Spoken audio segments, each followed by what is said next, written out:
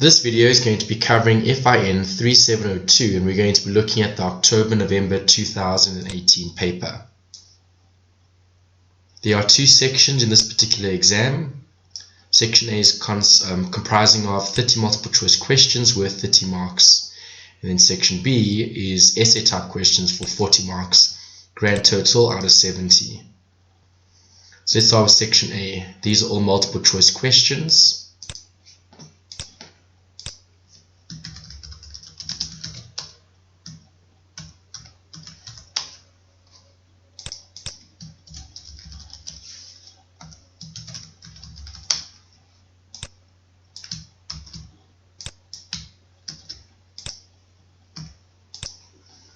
Question 1.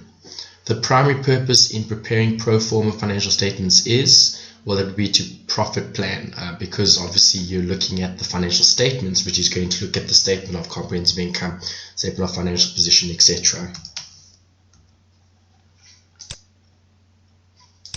2. The key inputs to short-term financial planning are, if we look at the key inputs, we look at those important line items that would go into the actual financial planning process, and it'll definitely be the sales forecast, operating and financial data. You need all of those things in order to build the financial plan.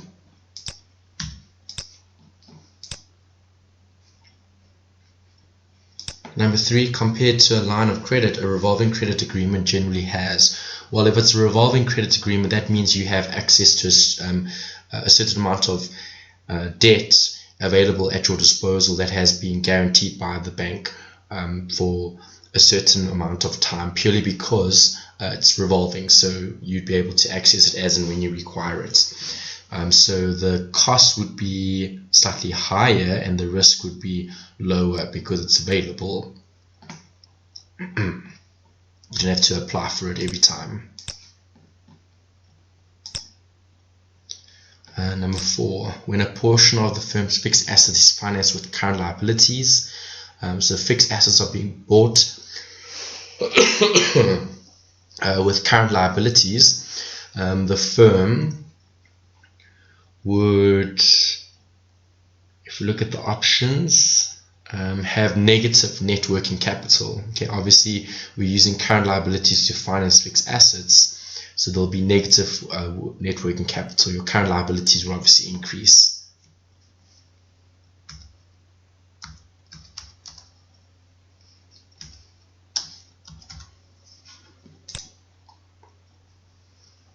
A firm has a lower total or lower asset turnover, which could be total asset turnover, if we're looking at that ratio, than the industry average, which implies that. Okay, so if they've got a lower asset turnover ratio, number 3 looks good. The firm is utilizing assets less efficiently than other firms in the industry. Okay, they're not as efficient. They're not utilizing the assets if the asset turnover is lower.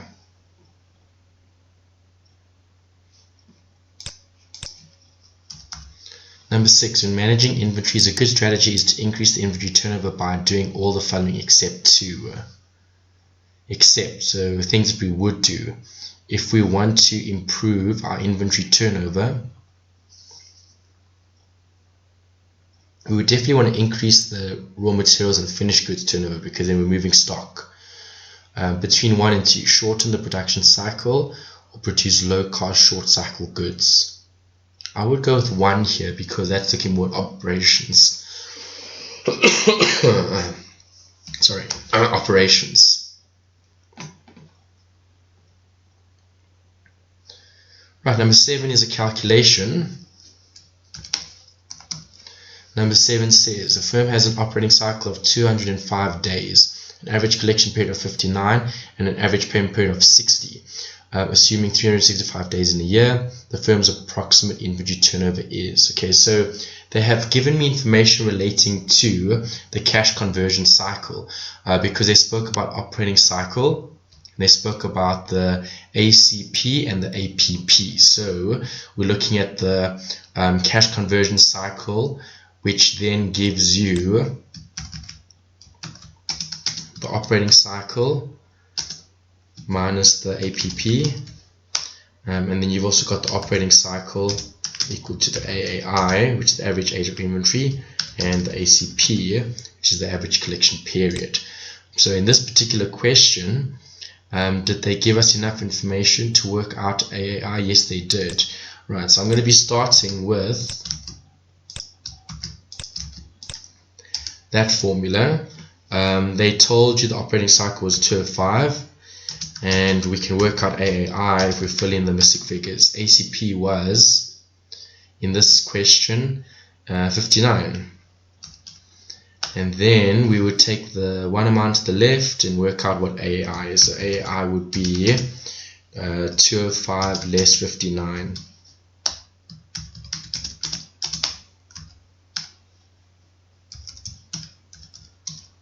$146. And then we're obviously looking at AAI. So AAI would be equal to the formula. Let's think about this. Will be 365 divided by inventory turnover. Okay, because we look at the number of days, the average age of inventory. Okay, so that's time duration, which is 365 days in a year, divided by the number of times you turn over stock during the year. Obviously you want to insert AAI, which is 146,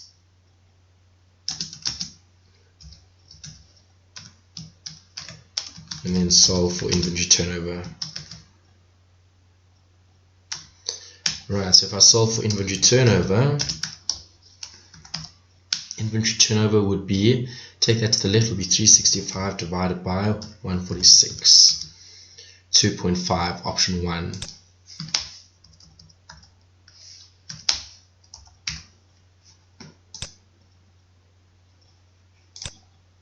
Number 8, when a firm decides to take cash discount, the cash discount that is offered on goods purchased on credit, the firm should, they should delay the payment of the discount, because this is what they're looking at, payment. So 3, pay on the last day of the discount period, definitely.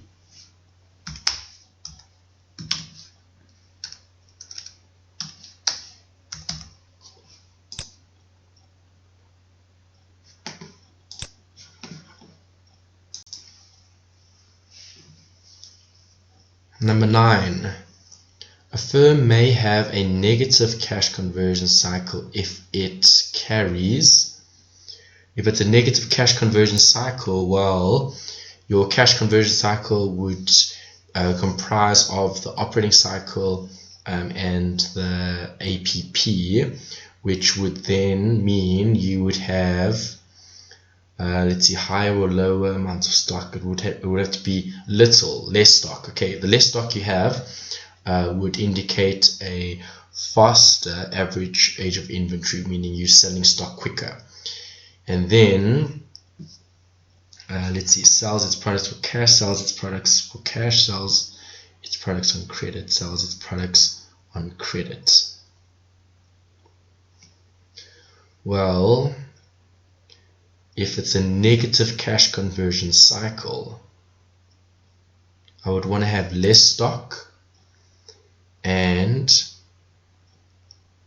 if I sell products on credit, that will be ACP, which is the selling. So I'd have to sell for cash. So very little inventory and sells its products for cash. That would be right, number 1.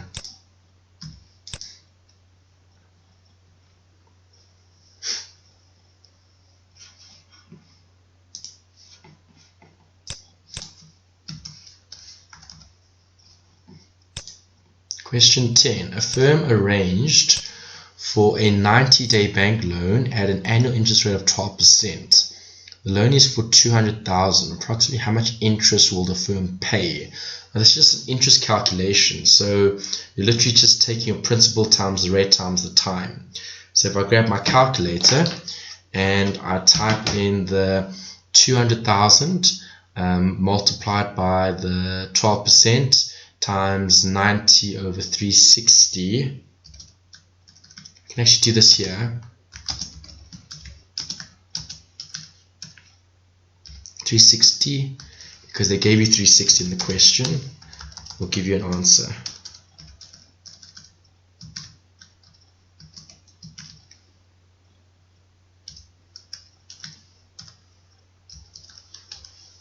6,000, option 2.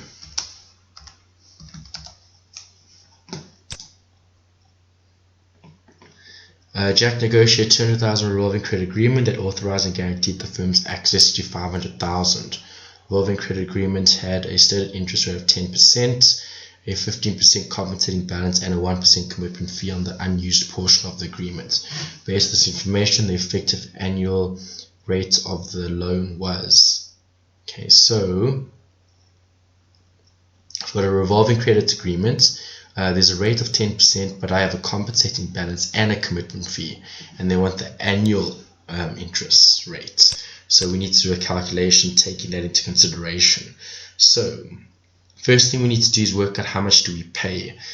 So the loan was incurring into the 10%.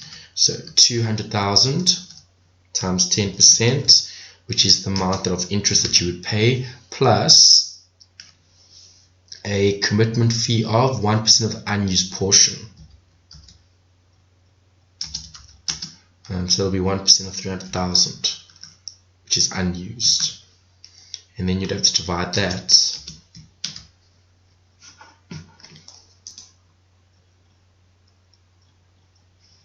by the compensating balance, but the amount that you took out was 200,000. So 200,000 less the compensating balance was 15% of that amount, 200,000. Alright, and then we just need to literally do a calculation here.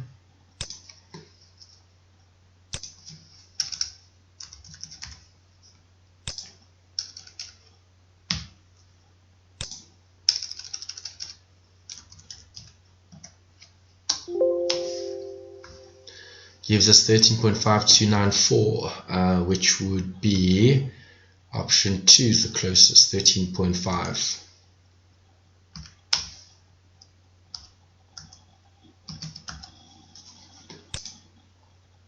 Question 12 and 13 refer to the information provided below. Okay, SIPO has a demand of that cars per year, and the cost of carrying 1 unit is 10.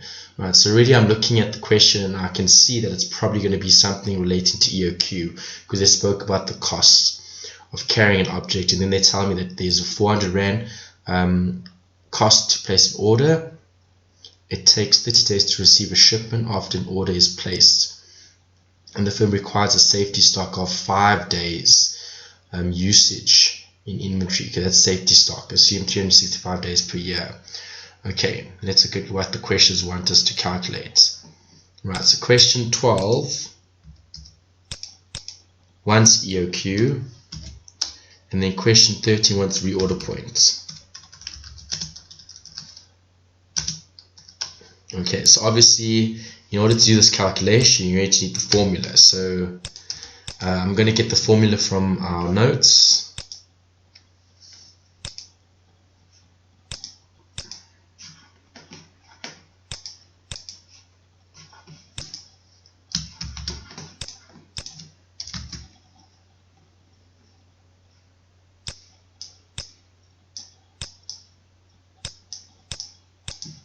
Okay, EOQ equals square root of that, so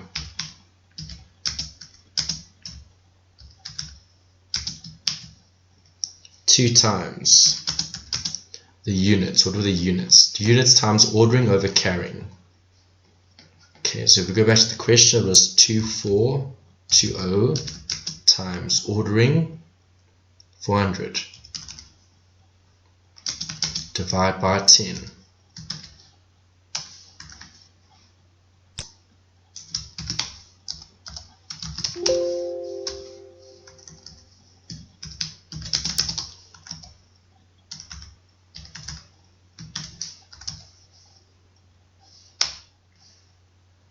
For 40 EOQ, that is there.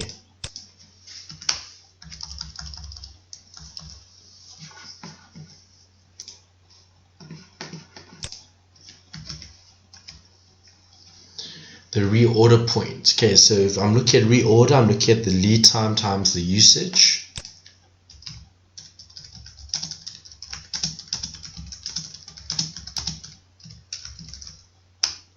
So let's see what we've got here. Okay, so having read it, they spoke about the 30 days to receive the shipment, and the safety stock of 5 days. So the lead time would be 35 days in total, times the usage. That was in days, and they gave you the cars per year. So 2420 divided by number of days, 365, close brackets, times that. Right, so reorder point equals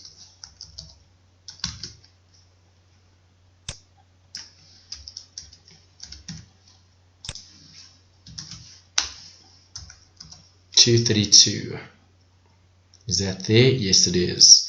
They've rounded it down. Okay, you should actually round it up because you can't have a fraction of a car, so you'd have to buy 233 cars, but the only option there is 232, so option 3.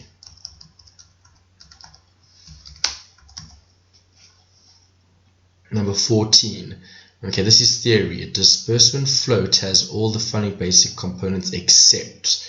Okay, so except means the one that's out, and this is looking at a disbursement float. So let's just look at general cash float. So if it's disbursement float, you definitely have mail, clearing yes, collection no, processing yes. So they said except, so 3 would be out.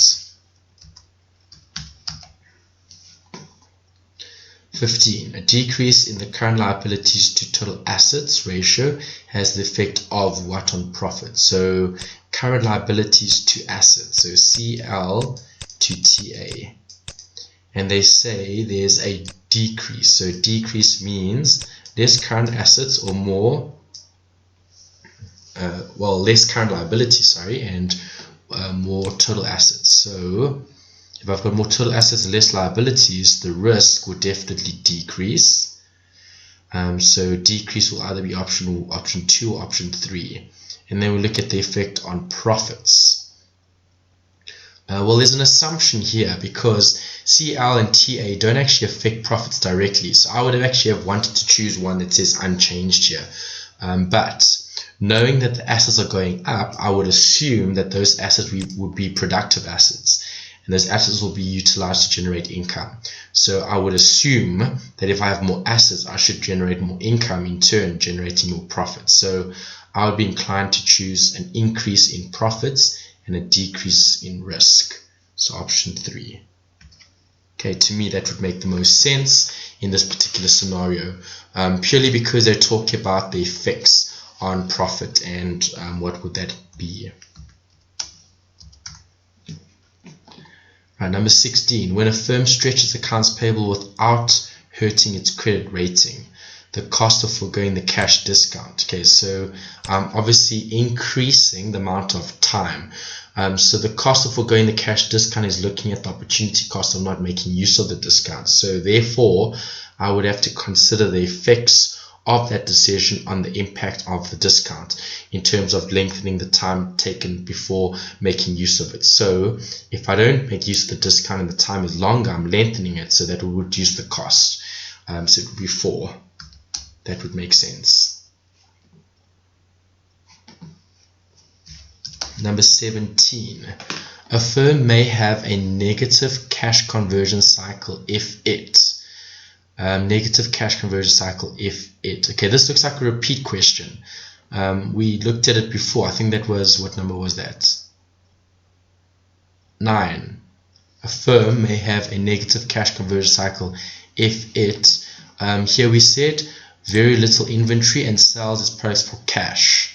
Very little inventory and sells its products for cash. So here, a firm may have a negative cash if it carries little inventory and sells its products on credit for cash. There, it carries very little inventory and sells products for cash. Option 3. It's a repeat question. Interesting. Okay, I remember reading something that looked similar. Okay, 18. What is this? Okay, this looks like theory again. A firm has just ended the calendar year making a sale to the amount of 2 million of merchandise purchased during the year at a cost of 1.5. Although the firm paid full for the merchandise during the year, so they've paid for the inventory and then they've sold it, but they sold it on credit, looks like it has yet to collect at the year end. One possible problem this firm might face is insolvency, high leverage, low profitability, inability to receive credits, inability to receive credits. Receive credit. Credit from who? To me, that means credit from external to the business. So that I think they would still be able to do. The problem is probably insolvency. The debt is going bad. So bad debt. Bad debt's not specifically here, but there's no other option. I would choose option 1 here, bad debts.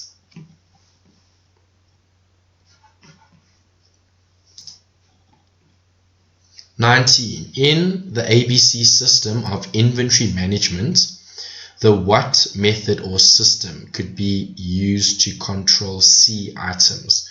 Okay, this is very specific theory that we'll need to reference from the textbook. If we go to the textbook, let's see what they give us for the ABC system.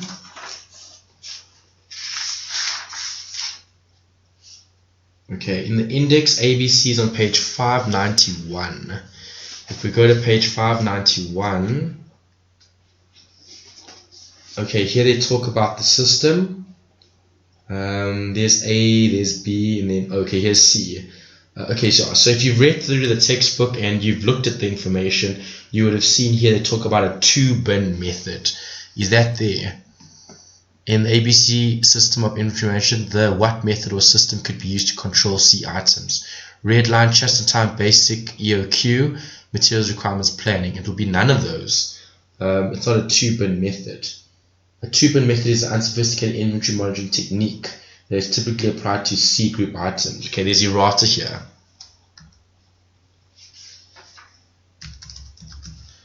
Alright, tell UNISA to please refer to the textbook that they've prescribed and to look at page 591 and to tell them to please change this question because it should be a 2-bin method. That's what the textbook says and that's what they should be examining. Right, so 19, there is no answer here. It would be errata. Obviously in the exam, if this happens, you shouldn't leave it blank. I would probably make a note, if I can remember the theory, in the actual exam paper that you're writing, or I would just choose an option that would be close to what they might be describing here in terms of a 2-bin method. I think number 4 could be a possible answer, purely because they talk about materials requirement planning, and that's looking kind of at production, but it's also managing that stock. So possibly, but that's a bit of a stretch. But yeah, I'm not going to put that there. I'm just mentioning something that I'm thinking about. Okay, 20. What does 20 say? In the month of August, the firm had total cash receipts of that, cash disbursements of that, depreciation of that, and a cash balance of a minimum cash balance, okay, of 3, and a beginning cash balance. Okay, so minimum meaning they must keep 3,000. Beginning cash balance was that. What is the end cash balance for August? So that's just more accounting than anything else. So I had receipts of plus 10. I had minus disbursements of 8.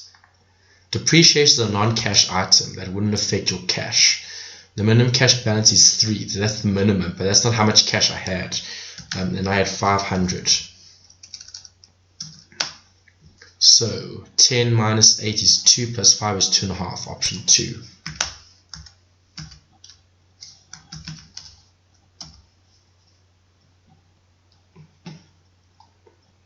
In April, a firm had an end cash balance of 350, while in May the firm had cash receipts and cash disbursements of 400 and 500. Okay, so end of April would have been beginning of May, and then they've got receipts and payments. Okay, at the end of May, the financial manager confirmed that the company would have to borrow an additional 200 to manage its cash flows. Given the information, the company maintains a cash flow of, okay, again, counting.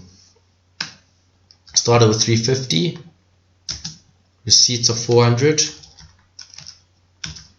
minus payments of 5 plus 2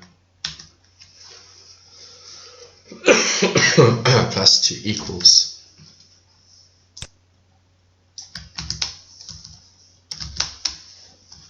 450, option 3.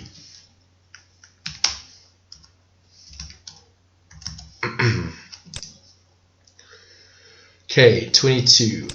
P Limited has issued R1 million in commercial paper for that amount. This was for 45 days. Based on this information and assume a 365 day year, the effective annual rate of interest on the commercial paper. Okay, that's just commercial paper looking at the interest. So obviously commercial paper would have to be issued at a discount. So the discount here is 9,000. Okay, 1 million minus the 991. So 9,000 would be the interest that's applicable on this particular instrument. The commercial paper was issued for 991, which gives you the 45-day rate, which we need to work out. Okay, let's see what we get.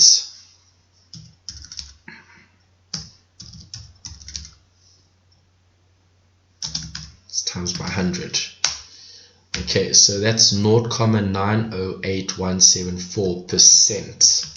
That's for the 45 days. What did they want here? The effective annual rate of interest. Okay, so we don't have an option for that, so we need to use the effective annual rate formula. That's just general conversions in terms of the rate. So 1 plus the rate here, which was 0.8%, so 0.908174 close brackets to the power. You want to annualize this, so 365 divided by 45 close brackets, that's your power, minus 1 to get a rate. This I'm going to have to do on a scientific calculator, so grab your calculator, type this in.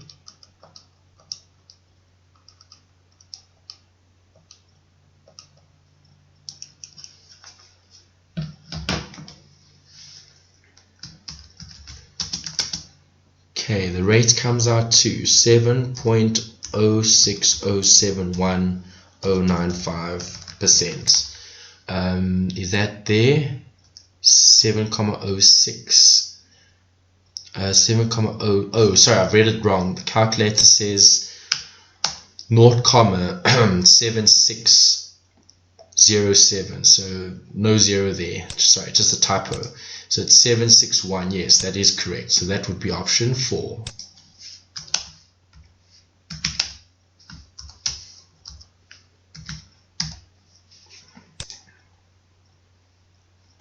Okay, 23. A bank lends a firm 650,000 for 1 year at an interest rate of 8% and requires compensating balances of 10% of the face value of the loan. The effective annual interest associated with this loan is, okay, so they've given you a loan again, and they've obviously asked you to work out the interest. So again, it's just a calculation looking at what you actually need to pay. So let's work out the interest. This loan was for 650,000 times the rate. What is the rate here? 8%. Okay.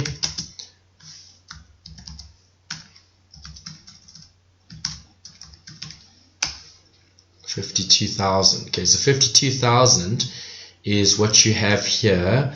The compensating balance they said was 10%. Sorry. Compensating balance 10% of 650,000, which is easy. It's just 65,000. 10%, right? Maybe we should check it just to make sure. Yeah, 65,000. All right. So they wanted the effective annual interest rate on this loan. So you know how much interest is being paid. You know what the loan balance is. and you know what they need to keep as a compensating balance. So what do we get? 8.88888, so number 4.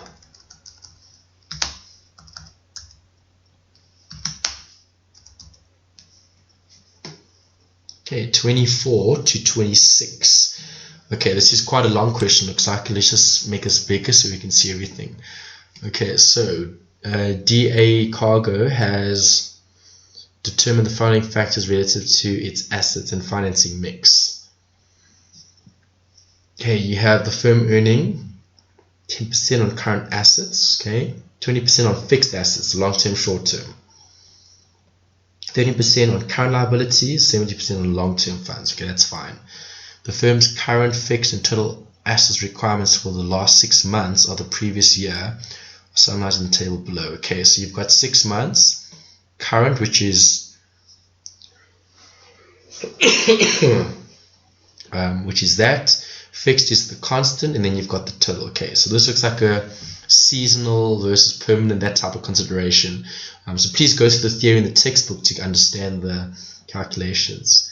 What do they want?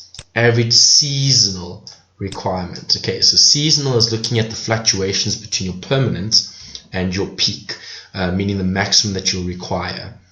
In this particular question, you need to work it out, obviously, because they haven't given you that information.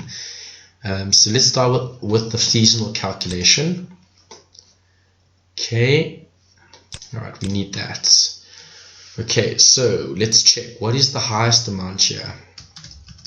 175. Okay, the lowest amount, the permanent,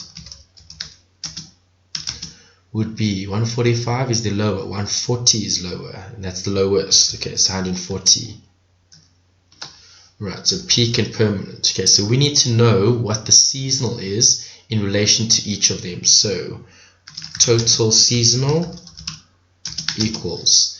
Okay, so the first one is 145, so that's 5 plus 40 is 0. That's 140. Oh, too many zeros here.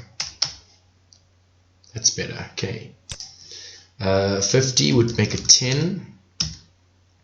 55, which 15. 60, which is 20,000 seasonal, and 75 is 35,000 seasonal. Okay, so let's work out all our seasonal. Total 85. Divide by new month 6.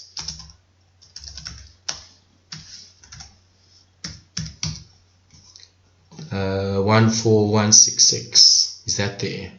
Yes. Okay, option 2. Good.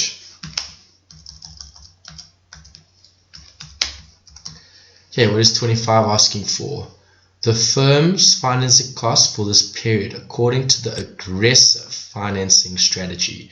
Okay, so if it's aggressive, just to revise some theory, you're obviously going to seek finance as and when you require it. So short-term funds will be financed through short-term debt, basically. So how much short-term do we have here?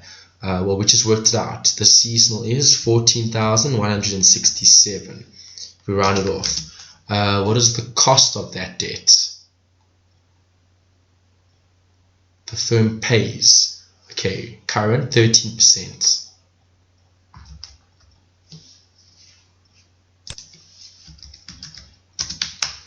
Okay, and then obviously long-term finance, which would be the permanent, so 140,000. We had that here, and then we're paying how much? 17% on the long term.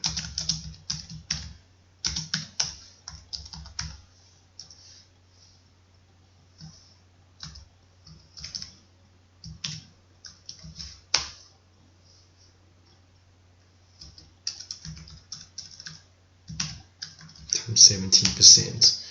Okay, total 256410. Okay, that's the answer. That's the cost. the firm's financing costs for this period will okay, I don't know why they say approximately equal. Do they want us to round this off, or are they using a rounded off figure?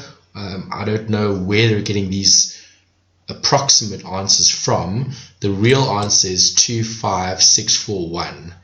If they want us to approximate, well, then that's closer to option 4 than it is to option 3. So approximate an answer, and I would say approximately 4, if that makes sense.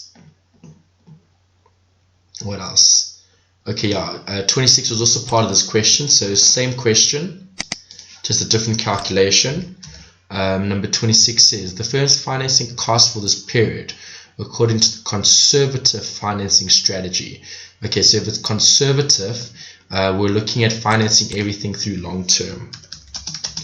Alright, so the long term financing, which would be for everything, so 175,000, which said was the peak, the most, the max, times the cost was long term, we have it here 17%.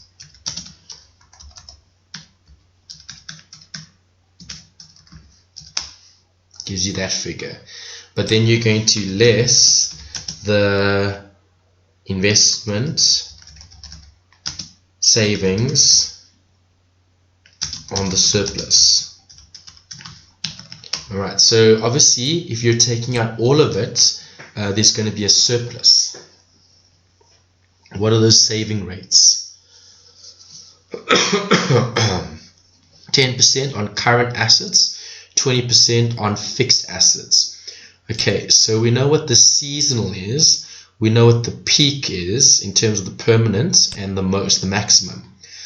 So if I'm focusing purely on the long-term funds that will be invested, I'm going to have to look at the difference, which would be the difference between the peak and the trough. So 175, okay, less the permanent, which is 140, gives you 35,000. Okay, and that'll be invested at fixed assets, 20%.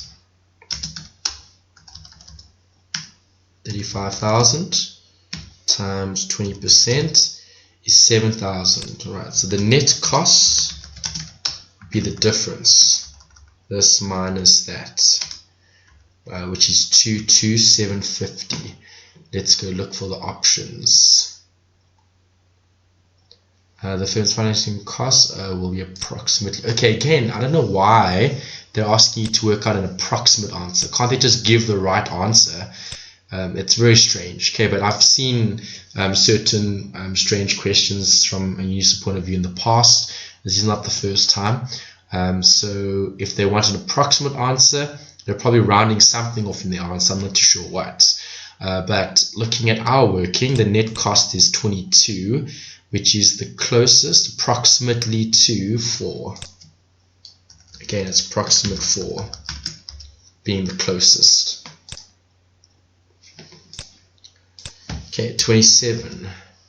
The cost of giving up cash discount under the terms, 5% within 20 and net 120 assuming 365-day year is. Okay, so you need a formula. I'm going to go to our notes. Let's get the formula. I think it's this one. Yes. Okay.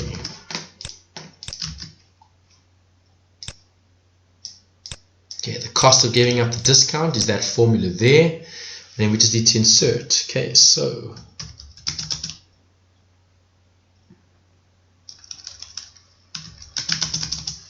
what is the discount here? 5%.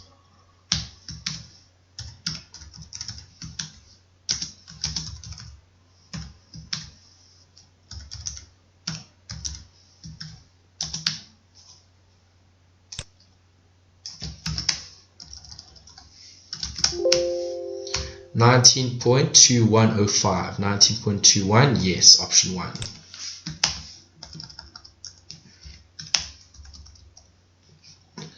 Okay, day 28. Synovuyo Complex Limited arranged a 10 million revolving credit agreement with a group of small banks. The firm paid an annual commitment fee of 1/2. Okay, so one half of a percent. So that's 0.5% basically on the unused portion of this loan, and paid 1.5 above prime for funds actually borrowed on a simple interest basis. Okay, the prime is 9%, so prime plus 1.5 is 10.5. If this firm borrowed 6 million immediately after the loan agreement was signed and repaid the loan after 1 year, what was the total rand cost of the loan agreement for 1 year? Okay, so they want to know the costs. Right, so obviously cost number one would be the interest, right? That's the easy one to work out. Okay, so the interest here would be based on the rate of prime, which is 10.5%, which is 1.5% above prime, which is 9, and then we need to multiply that by how much we take out. 6 million. There's it. 6 million gives us,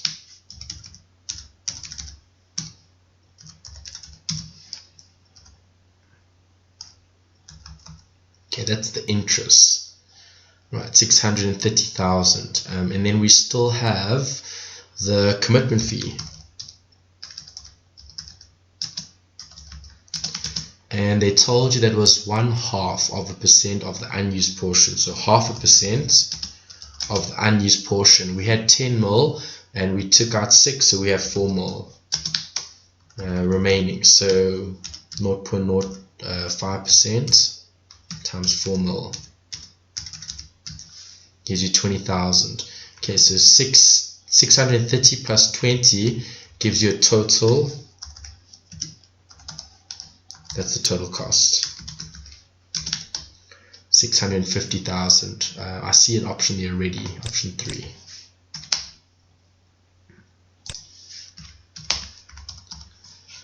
Okay, questions 29 and 30 refer to information provided below.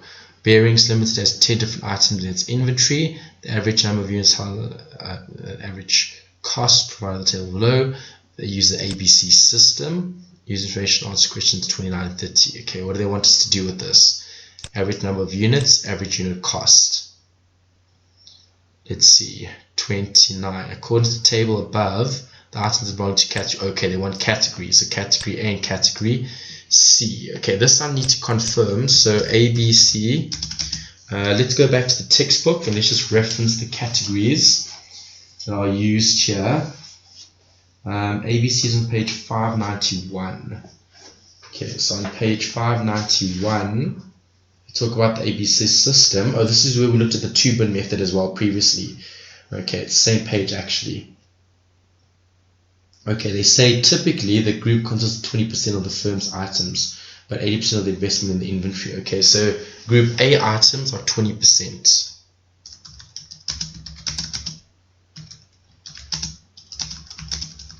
Okay, in other words, the high value items make up the most, and then obviously group C would be the remainder, the lower end.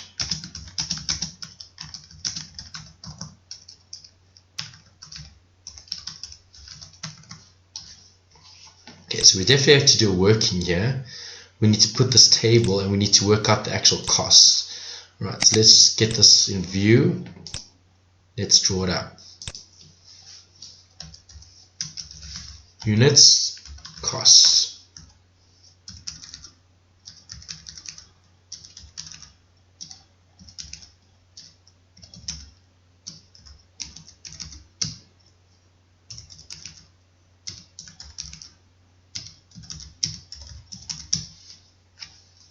Average cost per unit. Okay, so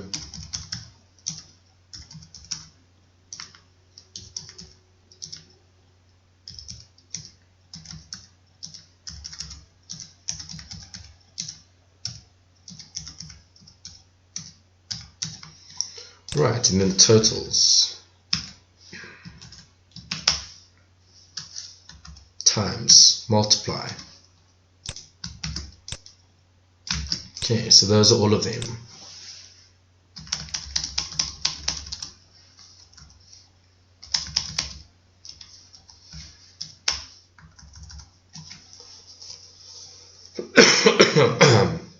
Alright, so looking at this, if we had to rank them from highest to lowest, ranking would be number 1 here, 1, then 2, then 3, then 4, then 5, 6, 7, 8, 9, and 10. Okay, if I had to rank them. Alright, so obviously we look at A items, they said there's 20%, so those two. Ranking 1 and 2. So 4 and 6. Items 4 and 6, option 2. And then question 30. Question 3 was category C, which is the lower end. Okay, so the low end would have been 10, 9, 8 maybe. Do they want more? Yeah, looks like they do. Okay, let's look at those three. 4 and 6, 4 and 6, no. 1 and 7, 1 and 7, no. 1, 3, 9, 1, 3, 9, that looks good. 1, 6, 7, no. Okay, option 3.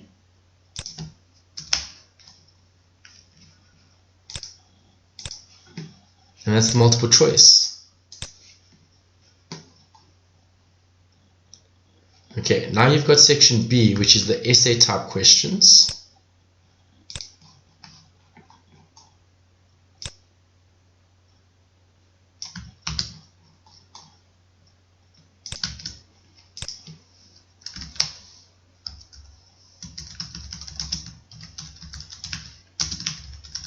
Okay, the written questions. Question 1. 1.1.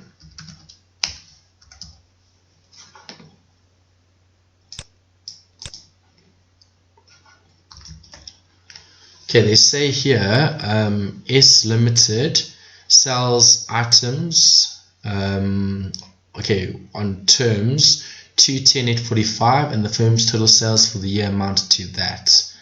The firm's financial manager observes that 30% of their customers usually pay on the 10th day and take the discount. Okay, the other 70% pay on average 50 days after their purchases. Okay, so some pay on the 10th and make use of the discount, some don't. Assume a 365-day year end. Okay, calculate the firm's accounts receivable period. Okay, ACP. Right, so we need a formula.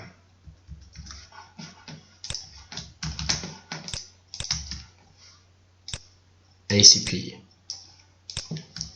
ACP equals trade receivables divided by annual sales times 365 instead of dividing by divide. Right, so we need that information. The trade receivables, they don't tell us what that is, but they tell us that assume a 365-day year and that all sales are on credit. Okay, so all sales are on credits. Okay, so we first need to work out total sales for the year amounted to 1.5 million. That's the total sales. The company observes that 30% of the customers usually pay on the 10th day and take the discount. The other 70 pay on average 50 days after their purchases. Assume a 365-day year. Okay, so if I'm looking at the trade receivables, I know that based on the information that the sales equal 1.5 million per annum. Right, that's the sales. Let's write that down. Okay. The company's financial manager observes that 30% of their customers usually pay on the 10th day and take the discounts. Okay, so if I'm looking at the firm's ACP, I need to know what the trade receivables are, and then I need to compare that to the number of days. Right, so if I've got 1.5 million, which is the total sales for the year, the total sales for the year divide by 12 to get the monthly amount.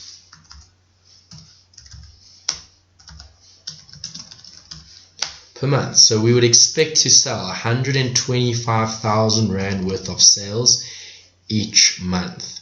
Okay, so if that's each month, then I need to look at the manager observes that 30% of their customers usually pay on the 10th day and take the discount. Okay, so on the 10th day is during the month. So in January we would have sold everything and we would have received everything.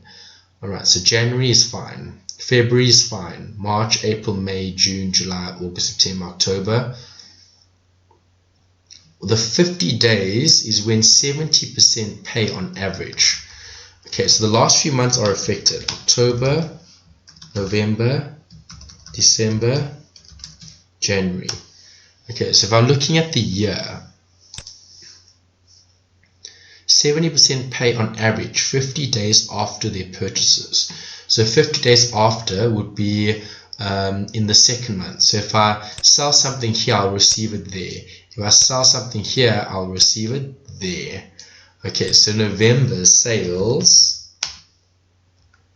70%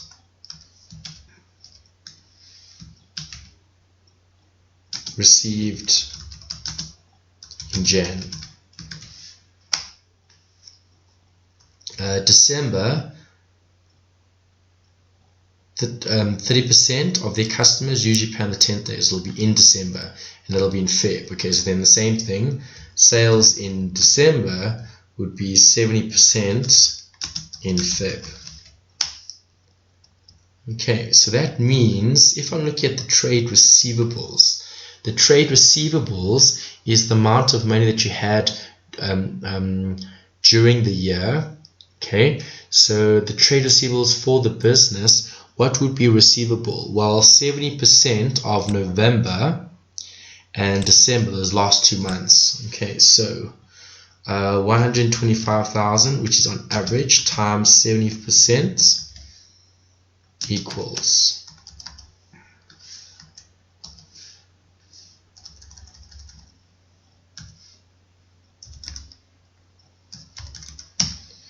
85,500, and then you'll times it by 2 because it's November and December sales. It will be the trade receivables times 2. So 87 times 2, 175. Okay, so now we can do the working. Let's copy our formula. Okay, so the trade receivables, I'll be assuming as that figure. The sales was 1.5 times 365.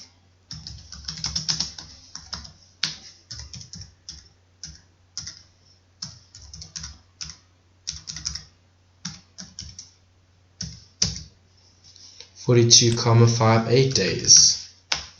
That would be my average.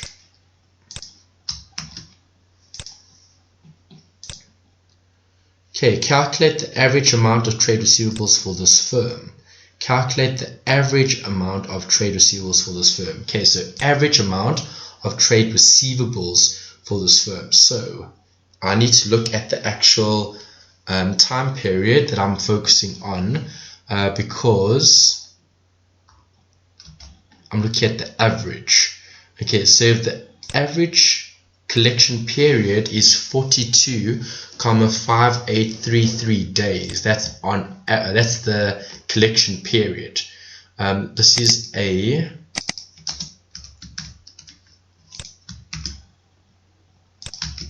and then B. So if I'm looking, the average collection period would be, on average, that's how much I have in terms of the days, and the annual sales is 1.5 million. Okay, so that's the number of days that the outstanding debtors are going to pay in terms of collections every 42,58 days of the 365 days. So the average debtors would be 42,583333 divided by 365, okay, times the sales equals, okay, this divided by 365 times 1.5 million, 175,000 on average.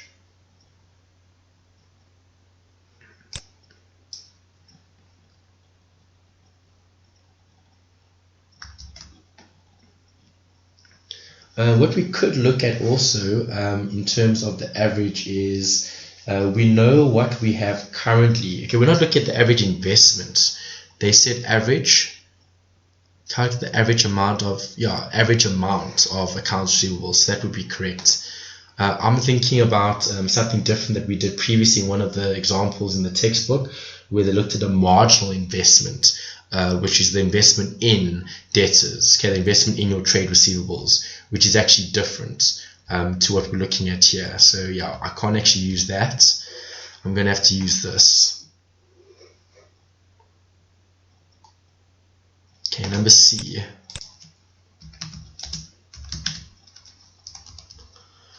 What would happen to the average receivables if S Investments tightened its credit policy, with the result that all non-discount customers paid on the 45th day?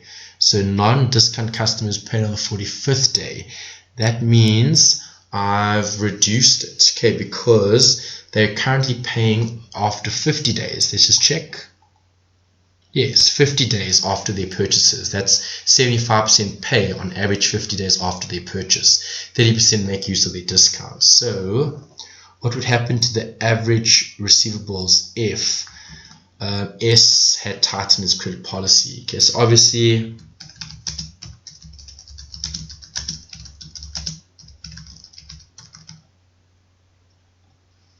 they're paying earlier. So if we look at the average receivables less accounts receivables will be held.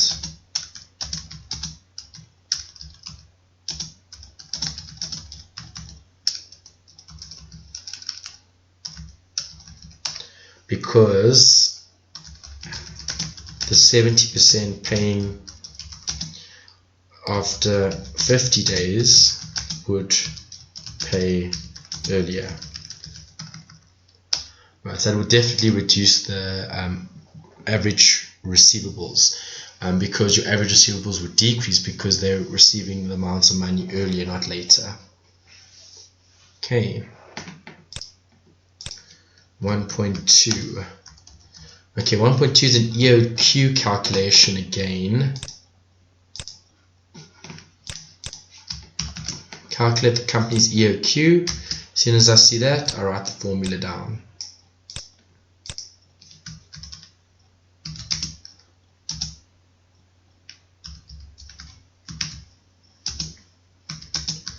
Okay, Nico Manufacturing uses 240 units of a product per year, 2,400 units on a continual basis. The product carries a cost of 6 Rand per year.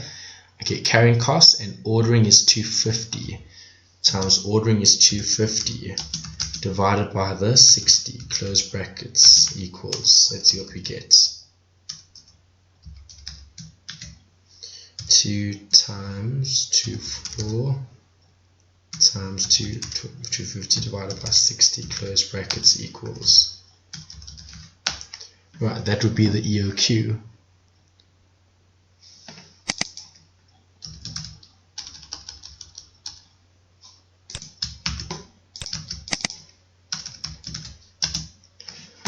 Right, what else? B, calculate the total costs required per year in order to order and carry this product. Okay, so we're looking at ordering costs and we're looking at carrying costs.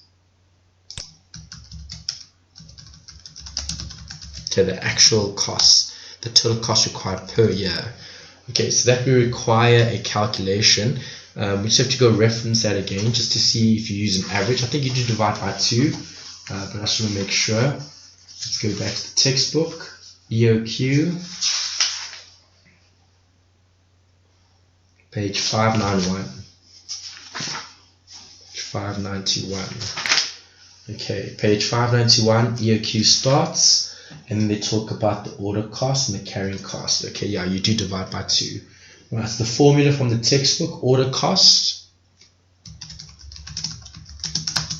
equals, okay, equals O is the order cost per order,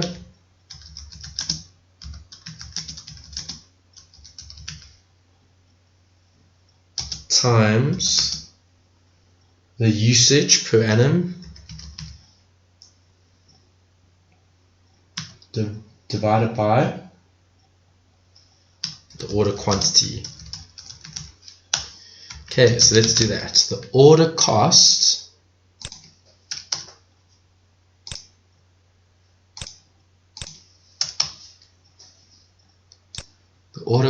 was $250 per order, and the usage was 2,400 units, and the order quantity was our EOQ. What is our EOQ? 142. Remember, you round up. Okay, so the order cost would be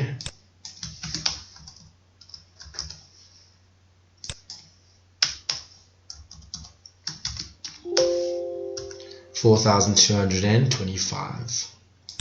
Okay, that's the first one.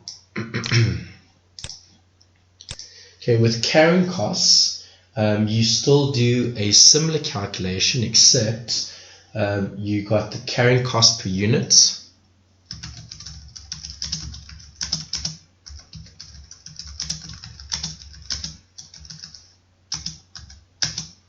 times the quantity, which is the quantity, the usage, or the quantity, divided by 2, okay, which is an average. Okay, so the carrying cost per unit was 60. Usage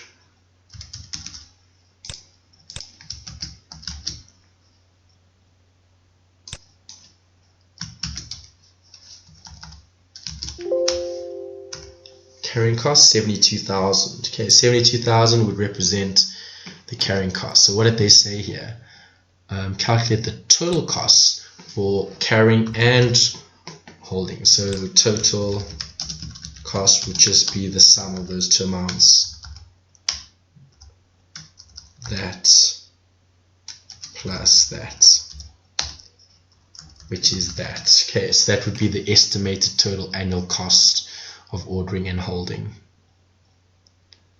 Okay, here's one more question here. C.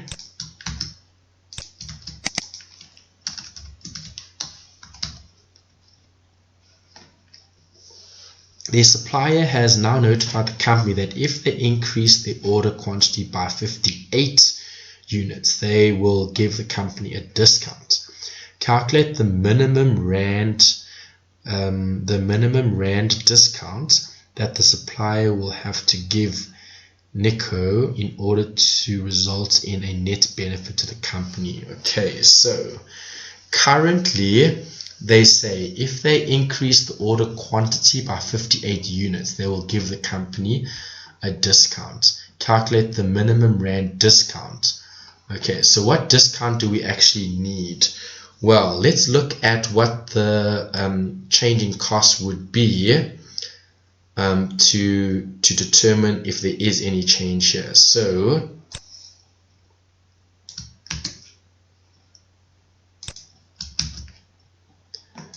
right, so if I'm looking at the order quantity, if the order quantity had to increase by 58 units, so the order quantity here must go plus 58 units. Carrying cost per unit times usage over 2. Okay, carrying cost wouldn't be affected by buying more. It's only the ordering cost, because this is looking at placing an order. Yeah, so this would be the adjusted formula. Okay, order quantity, I'm going to change, I'm going to add 58, close brackets,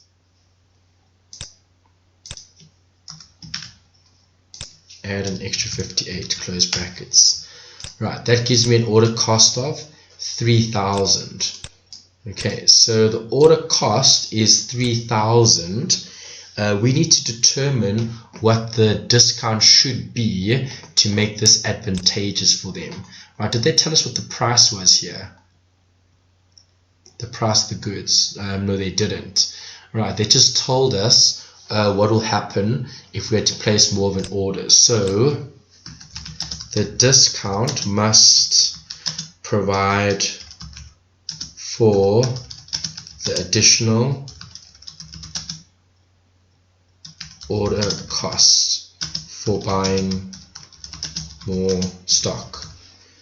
Okay, so the difference is 3,000 minus, what was the other one? There's the order cost. The order cost here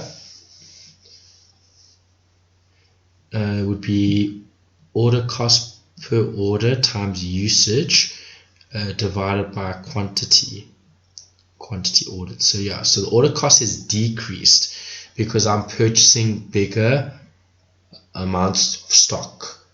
That's what I'm doing. The carrying cost doesn't change, the usage doesn't change, so the carrying cost would remain the same. So only that would be a consideration.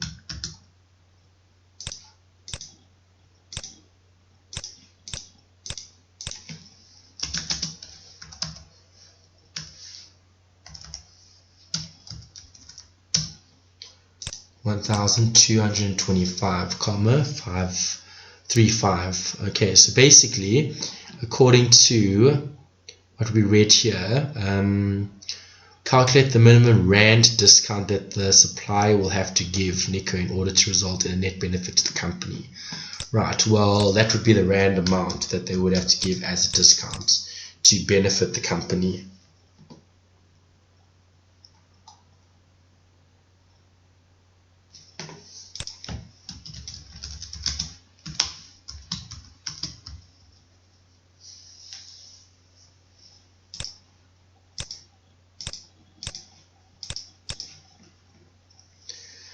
Okay, question 2. Fruit is currently forecasting a short-term financing needs, and it requires your assistance in determining these needs and the possible costs of financing. Okay, so this is like a long question referring to the costs of financing when you've got information relating to a budget. The bookkeeper extracted an agent report and determined that 40% of sales were paid for in the same month. Okay, that's obviously your receipts. And the remainder was paid 1 month later. Okay, the company has access to a 1 million revolving credit at a cost of 12%, assuming that, okay, no admin fees. All purchase and other expenses are done in cash. Okay, that's simple, that helps a lot. They've given you the sales for March, April, and May, and they've given you the expected sales for June, July, and August. Okay, so you've got historical information as well as projected information. Okay, additionally, purchases amount to 50% of sales. Okay, and other costs amount to 200,000 per month, but exclude depreciation expense. Okay, but exclude a depreciation expense. So if it excludes the depreciation expense, I haven't included it. Okay, you don't include depreciation in the cash budget.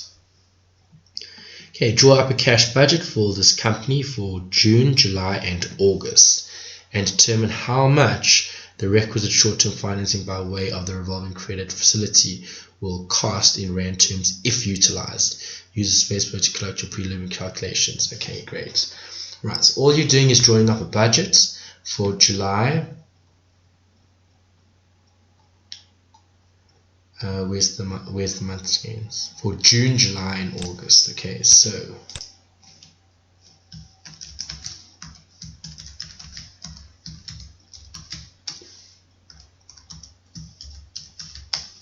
June, July, and August. Okay, let's write down cash sales, credit sales,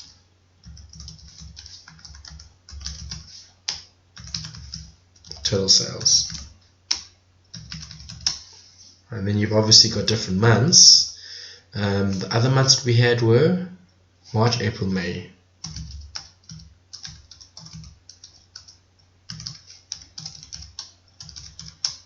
June, July, August.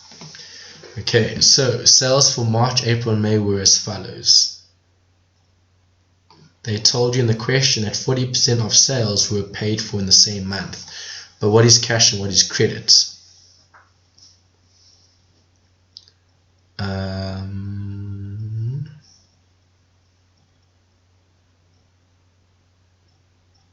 We need to read something about the sales. Oh, there's it. Purchases amount to 50% of sales. Okay, so they don't actually tell you if the sales, how much of the sales is cash and how much of the sales is credit.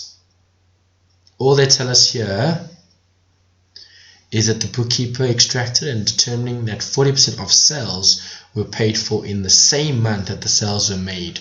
Okay, so if it's the same month the sales were made and then the rest is collected later, that means 60% would be credit. Okay, we've got it. Alright, sales for March. Total sales, 50,000. 500,000, sorry. 600,000, 400,000, 300,000, 400,000, 800,000. Right, then they said in the question that 40% of the sales were paid for in the same month. So in terms of cash sales in the same month, so 40%. 40%, 40%, 40%, 40%. And then obviously the 60%, the remainder was paid 1 month later. All sales were on credit. Oh, okay, be careful. There, all sales were on credit. Okay, so all sales were on credit. 40% of the sales were paid for in the same month. So if they're paid in the same month, it's received in that month.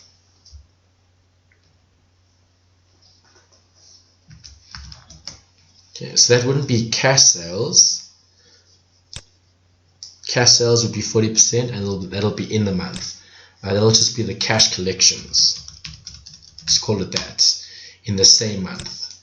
Right, so if I'm budgeting for June, July, and August, let's summarize what I have here in terms of the budgets.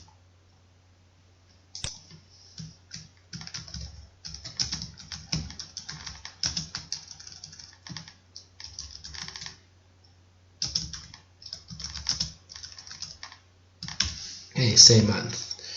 June was that. July was that. August was that. That's all. Okay, in the same month. Then we need to say debtors collections. And now we're looking at that spillover effect. Okay, so the remainder was paid 1 month later. Okay, the remainder is paid 1 month later. So that means that the remainder, which is the 60%, is paid. So in May, we'll pay the remainder in June. In May, we'll pay the remainder in June. So times 60%. Because that's 40% and that'll be 60%. Okay, June will be paid in July. 60%. July will be paid in August. 60%. Okay, perfect. Alright, so debtors collections, nothing to add up actually, just those figures there. Okay, so now that we've read that, we've looked at that, we've looked at that. Okay, there is a loan agreement currently. What else did they say? Okay, that was it, eh? Additionally, okay, purchases. So we need to list the payments, obviously.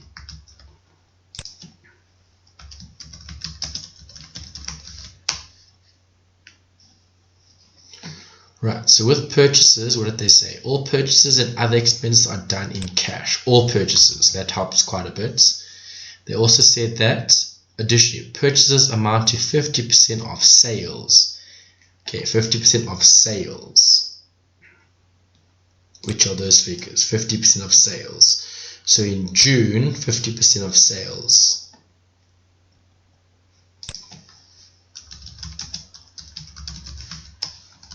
%50 of sales. So June, where's June? There, times 50%.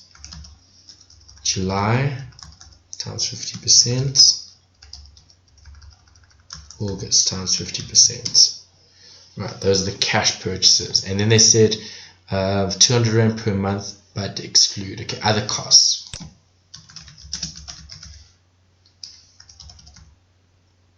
Per month.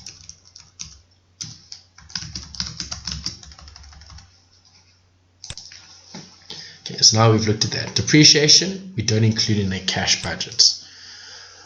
Right, so we've looked at that, we've looked at that, we've looked at that. Okay, just the interest though, the loans. No administration fees are applicable, that's fine. The company has access to that revolving credit and it costs that. Okay, they don't talk about any interest here, that's it. Alright, so what did they say? Draw up the cash budget.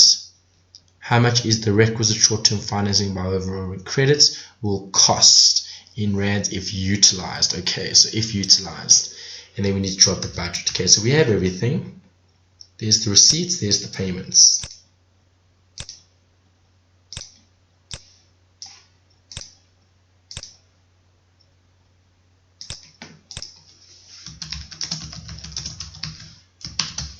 Okay, the net cash flow would be the totals.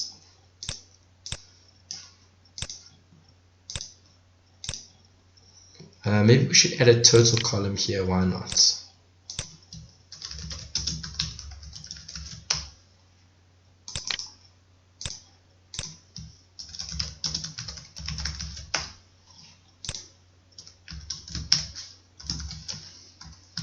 Okay, I have everything.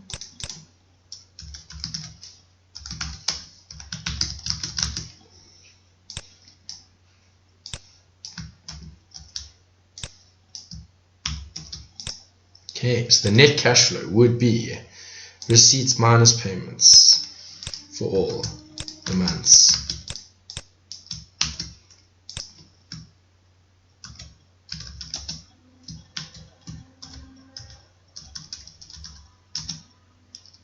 Okay, cash flow beginning, cash end, okay, or cash balance. Alright, so how much did we start with? Did they give us that information? Didn't say anything there, didn't say anything there. Okay, they have access to $1 million at a cost of 12%. Is there no starting balance? Yeah, there doesn't look like there's a starting balance. Okay, well, if there's no starting balance, then we can assume 0. 0 at the beginning. Net cash flow is positive, cash at the end, 1,000. Okay, the beginning, the end of, what is this? June, yeah. End of June, it's beginning of July. End of August, end of July, beginning of August. Right, so now, obviously things are looking worse here. Cash at the beginning, minus the amount that we've got there, the cash outflow. Right, so if we were to ask the question, use first below to conduct a preliminary calculation and present your cash balance less below. Okay, we've done that. Determine how much the requisite short-term financing by way of the revolving credit facility will cost in Rand terms. Okay, so here, maybe just put a note here, use of the revolving credits. Here we wouldn't use it. No, we won't. Here we will. Yes, we will. Here we will. Yes, we will. Alright, so 50,000 here, taken out. Revolving credit agreements. Okay, what is the cost of this? Okay, the company has access to 1 million revolving credit at a cost of 12%. Right, so 50,000 times 12% times 1 over 12.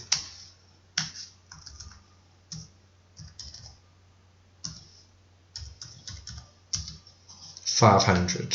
Okay.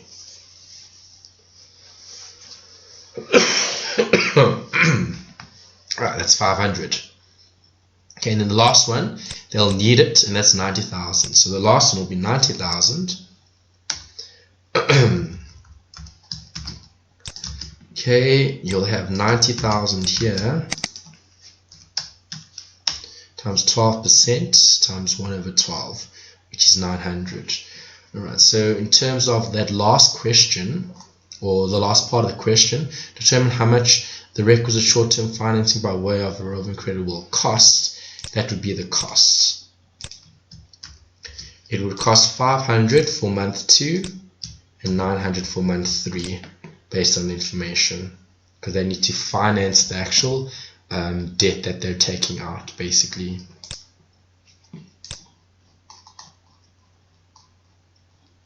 Perfect, and I think that's the end.